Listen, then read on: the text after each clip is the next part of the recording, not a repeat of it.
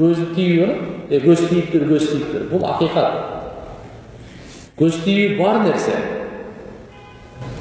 Мына бул жерде Кур'анда айтып атат. Якуб пайгамбар болуп балдарынан şu korkup ehtiyatlık жолун айтып берип атат.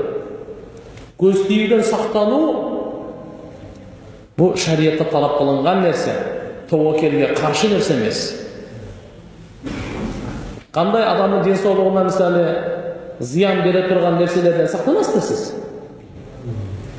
Kodum ушундай көз тийгенден сактан. Суукта футбол качан жүрө бересизби? Жок, сактанасыз өзүңүзгө. Же ачып кеткен тамакты жей бересизби? Неге жей бересиз? Сактанасыз. Неге сактанасыз? Тобоkel болбойсузбу? Жок, сактанасыз. Kodum ушундай көз тийүүдөн сактануу дагы шариятыбызда бар нерсе болгон. Бунда маалым болду, инсандын көзү тиет. Башка инсанга болсун, жаныбарга болсун, башкасына болсун зыяны жетет. Бар нерсе бул. Жөн эле бул эме тип мүмкүн деген нерсе эмес да, кыялдуу нерсе эмес. Бул тийишлиги акыйкат бул, анык нерсе. Ошон үчүн Якуб алейхиссалам ушуну пикирин кылды. Балдарды кандай неме кылган деп. Пайгамбар саллаллаху алейхи вассалам да буну тасдиктаган. Бир хадисте келет. Көз тийүү инсанды кабырга киргизип коет дейт. Түшүнүп болдуңбу? Тирилөө эмес эми. Кабырга киргизип коет да.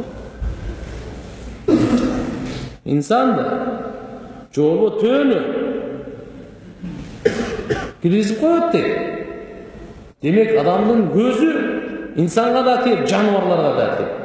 Bir күнү мен ат чабышка барып, улакка барып. Бир аттарды көргөнүңөрдө, же бири-бирин палвандарды көргөндө жакшылыкка жеткирип калса, машааллах, ла хаула ва ла куввата илля билlah, пайгамбарыбыз үйрөткөндө, ушуну айтып коюң, тиги адамга сиздин көзүңүздүн зыяны жеткенден сактап каласыз. Бул не только кээде эмес, кээде бир жакшы үйгө жетти. Өзүңүздүн балаңыз деле жакшы машаалла бир диплом алды, бүтүп келди, ден соолугу жакшы, чырайы жетилди, көз тийип койду. Ошон үчүн ушу тилди ушуга көндүрүш керек. Бир инсандан кайсы неаматты көрсөңүз, машаалла деп коебуз. Не деп коебуз? Мына бүгүн ассаламу алейкум деп таркатабыз дедик, убада бердик, кандай, түшүндүңбү? Экинчиси кандай? Дагы бир жолу. Катырасын. Машаалла. Кандай болсо, мына ушуга көнүш керек болгондар. Ла хаула ва ла куввата илля билlah. Баракалла дегенди сөзгө көнөлү. Кандай деп? Баракалла. Алла баракасын берсин, машаалла. Мына. Ала айну хаккун. Пайгамбарыбыз айткан. Көз тийүү бул акыйкат деген. Эми ошон үчүн пайгамбар саллаллаху алейхи ва саллям кээ бир нерселерден пана тилеген. Жана үммөткө дагы ушул пана тилешлекти буйрган. Мин кулли айнин ламматин ди. Ар бир ушул көз тие турган ушундан сактаганга пайгамбар саллаллаху алейхи ва саллям үммөтүнө айткан. Хасан менен Хусейн разияллаху анхуму дем салат эле да. Аузу би калиматиллахи таммати min şerri kulli şeytan ve hammetin ve min şerri kulli aynin lammetin der. Peygamber sallallahu aleyhi ve sellem özü Hasan menен Hüseyin razıyallahu anhuma neverelerine Allah'ın bardıq sözleri menен jaratkan Allah şu senen şu pana tileymen. Neden saktaşılıptı?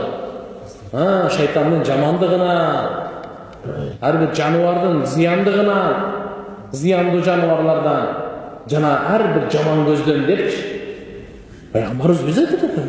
Пана тиледи. Демек бул бар нерсе тууганда сактаныш керек экен.